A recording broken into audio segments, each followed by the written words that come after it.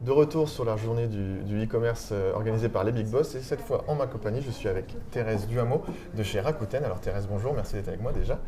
Si tu peux te présenter Rakuten ainsi que tes actions, ton périmètre d'action au sein de l'entreprise. Avec plaisir. Je suis Thérèse Duhameau, directrice service client et moyens de paiement chez Rakuten France. Donc, Rakuten, c'est un groupe d'origine japonaise fondé en 1997 à Tokyo. La raison pour laquelle nous avons créé Rakuten, c'était d'aider les commerçants dans leur digitalisation au début de l'Internet. Et aujourd'hui, Rakuten Group, c'est 20 000 employés dans le monde. Nous sommes 250 chez Rakuten France. Rakuten France est une place de marché avec des produits neufs, des produits d'occasion, vendus par des vendeurs professionnels ou particuliers. Avec 200 millions de références en ligne. Donc le thème de cette journée e-commerce les Big Boss, il est assez large, mais on parle en gros du e-commerce, du business model e-commerce de demain. Voilà, quels sont vos projets chez Rakuten à ce sujet? Le e-commerce de demain, c'est forcément de l'e-commerce avec de l'économie circulaire. Okay. Et on parle beaucoup de l'économie circulaire chez Rakuten puisque nous sommes acteurs d'économie circulaire depuis toujours. Donc on va dire on n'a pas attendu que ce soit à la mode ou que ce soit d'actualité. Sur Rakuten France, 2 produits sur 3 vendus aujourd'hui issus de l'économie circulaire. Donc ça peut être un produit reconditionné ou ça peut être un produit d'occasion vendu par un vendeur particulier. 2 produits sur 3 du coup. C'est ça, okay. c'est ça. Est-ce qu'il y a d'autres projets dont tu pourrais nous parler Le e-commerce de demain chez Rakuten, c'est également notre offre Rakuten Fulfillment Network qui va s'inscrire dans le même objectif que nous avions déjà à la fondation de Rakuten, c'est d'aider les commerçants.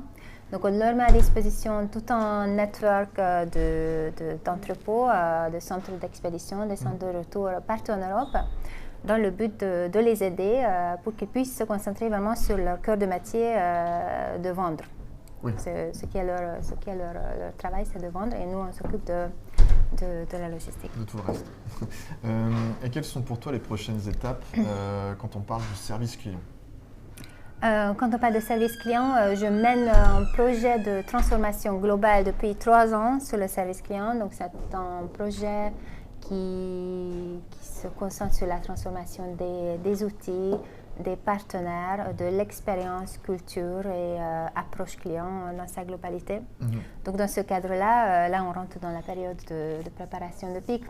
Ouais. Donc on rentre dans une période plus opérationnelle, mais nous sommes par exemple en train de mettre en place des canaux de contact dédiés à nos utilisateurs premium, ou encore continuer à développer notre chatbot qui travaille avec l'intelligence artificielle et qu'on améliore constamment. Ok. Et qu'en est-il du coup des méthodes de paiement, puisque c'est un petit peu l'autre partie de ton poste? Tout à fait. Qu'est-ce que tu peux nous dire sur ce qui va arriver selon toi, voilà, les prochains enjeux des méthodes de paiement? Là, sur les moyens de paiement, nous sommes en train de diversifier notre offre Buy Now Pay Later, donc ce qui est paiement fractionné ou différé.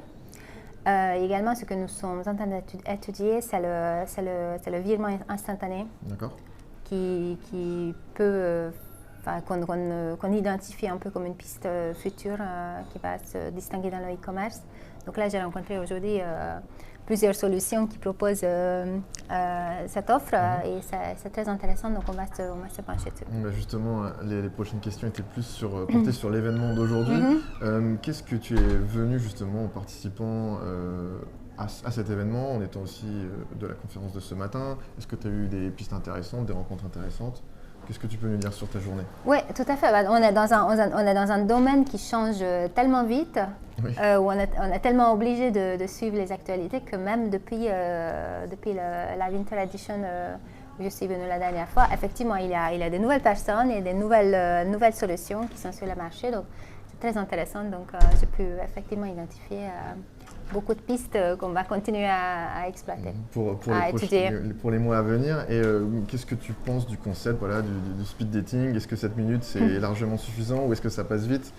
Comment Alors, ça s'est passé? ça passe très vite. Après, je pense que c'est quand même suffisant. Je pense que c'est un timing qui est assez bien trouvé, en fait, pour maximiser l'efficacité dans la rencontre. Donc c'est efficace, c'est sportif, mais c'est suffisant. Oui, tu as eu l'occasion d'en faire peut-être entre 15 et 20 peut-être? Ah, carrément, oui. Ouais. Je ne sais même pas combien, mais oui. Fatigant, mais intéressant et encourageant pour la suite du coup. C'est intense, oui. Ok, super. Merci beaucoup Thérèse de Merci nous avoir à vous. accordé quelques minutes et puis bonne continuation à toi. Merci à vous.